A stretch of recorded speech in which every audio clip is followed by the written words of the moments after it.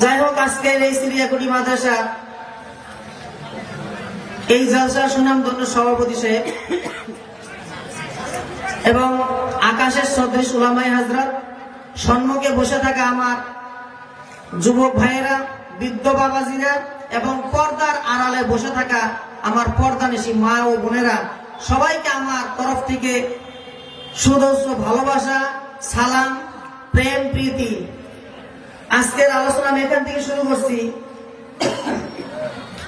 যে কোরআনের আপনাদের সামনে একটা কোরআনের কয়েকটা আয়াত পড়েছি এবং বিশ্বনবী রাসূল পাক সাল্লাল্লাহু আলাইহি সাল্লামের অগণিত হাদিস থেকে ছোট্ট তিনখানা চারখানা হাদিস পড়েছি।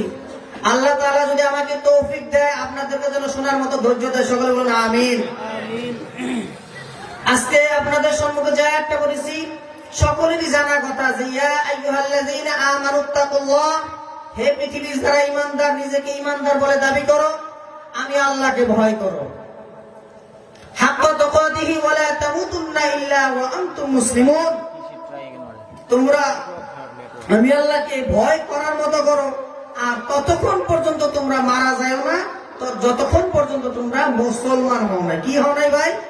মুসলমান হও না। বিশ্বনবী রাসূল পাক সাল্লাল্লাহু আলাইহি সাল্লামের অগণিত হাদিস থেকে